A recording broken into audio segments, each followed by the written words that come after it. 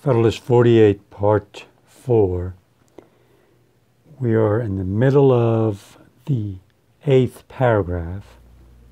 Madison said that he's not going to go through a list of his observations in all of the 13 states, but he's just going to look at 2 states where the sources where he's going to share with you are very knowledgeable and respectable people. The first one of them is Virginia, and it's going to be Thomas Jefferson's notes on the state of Virginia. I've explained to you in the last video what that is. So I'm going to start with the long quotations from Jefferson's book, where it says, Notes on the State of Virginia, page 195.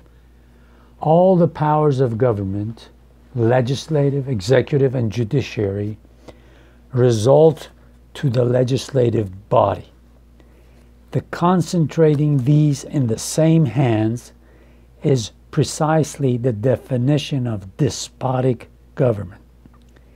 It will be no alleviation that these powers will be exercised by a plurality of hands and not by a single one. 173 despots would surely be as oppressive as one, because in the state legislature, Virginia, it had 173 legislators. So it says it doesn't matter whether you have one king as a despot, a tyrant, an authoritarian person, or 173 of your representatives acting in a despotic manner. It doesn't matter at all. Let those who doubt it turn their eyes on the Republic of Venice. As little will it avail us that they are chosen by ourselves. So it doesn't matter if they're chosen by us, they can still act or do things despotic. An elective despotism was not the government we fought for, but one which should not only be founded on free principles, but in which the powers of government should be so divided and balanced among several bodies of magistracy as that no one could transcend their legal limits without being effectually checked and restrained by the others. So notice he's bringing that check and restrain, check to balance the system. For this reason, that convention which passed the ordinance of government laid its foundation on this basis, that the legislative, executive, and judiciary departments should be separate and distinct, so that no person should exercise the powers of more than one of them at the same time. He's talking about the first Virginia convention to write their constitution.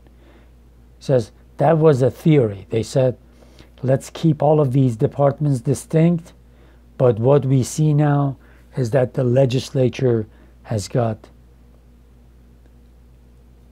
most of the power in its hands and is acting despotic. But no barrier was provided between these several powers. The judiciary and the executive members were left dependent on the legislative for their subsistence in office, and some of them for their continuance in it. Remember, I said, Madison says that because the money is in the hands of the legislature, it can change people's terms in office, it can change their pay, so it can have in many different ways influence what the other departments does. And this says this is awful for a free government. It'll no longer be free after a while.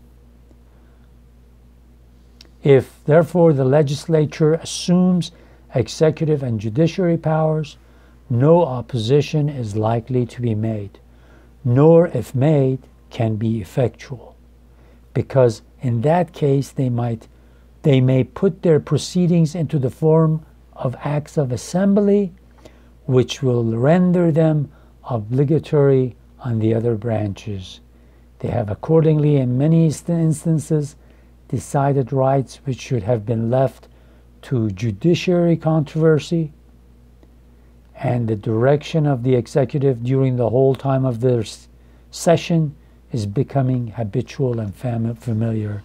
So because they have the power of the purse or the pocket, they got the money in their pocket, the legislature can do things to cripple the other two branches. So he uses this long quotation from Jefferson, where everybody knows, whom everybody knows, to say, look, Mr. Jefferson says this. Now, as you remember, as I've told multiple times up to now, at this time, Jefferson is in Paris. He's America's minister to France in 1787. Okay, the other example that Madison is going to give is the state of Pennsylvania, and he'll continue in the next paragraph talking about Pennsylvania's experience.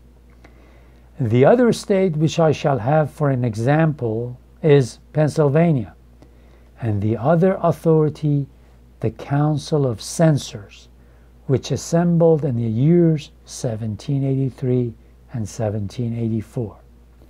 A part of the duty of this body, that is the Council of Censors, as marked out by the Constitution, as the Constitution said, was to inquire whether the Constitution had been preserved inviolate in every part, whether they had violated the Constitution or not, and whether the legislative and executive branches of government had performed their duty as guardians of the people, or assumed to themselves or exercised other or greater powers than they are entitled to by the Constitution. In the execution of this trust, the council were necessarily led to a comparison of both the legislative and executive proceedings with the constitutional powers of these departments, and from the facts enumerated and to the truth of most of which both sides in the council subscribed, it appears that the Constitution had been flagrantly violated by the legislature in a variety of important instances.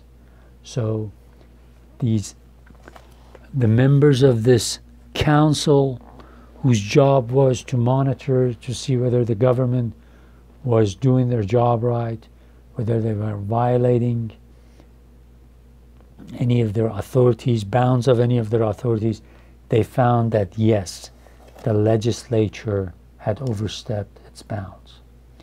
The next paragraph, a great number of laws had been passed violating, without any apparent necessity, the rule requiring that all bills of a public nature shall be previously printed for the consideration of the people, although this is one of the precautions chiefly relied on by the Constitution against improper acts of legislature. The constitutional trial by jury had been violated and powers assumed which had not been delegated by the Constitution. Executive powers had been usurped. The salaries of judges, which the Constitution expressly requires to be fixed, had been occasionally varied. And cases belonging to the Judiciary Department are frequently drawn within the legislative cognizance and determination. So see, the legislature had abused its power any way it could.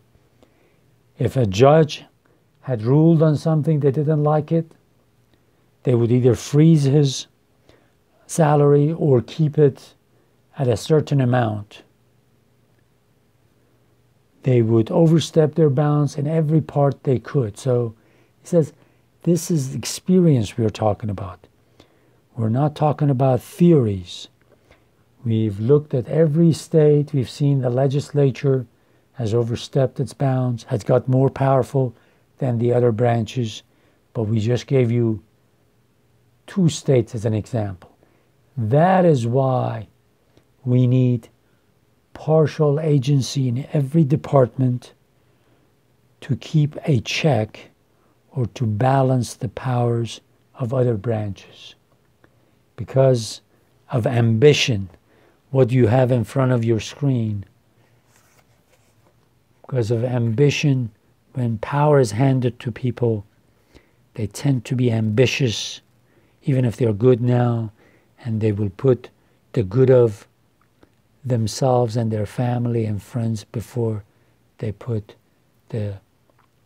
what is best for the community in focus, what's best for their country in focus. So because of that, if we totally separate these branches, we're asking for trouble. We're asking for a legislature that will be abusive and will act ambitious. We will continue in the next video. Should be part 5. It'll be the last part of this Federalist.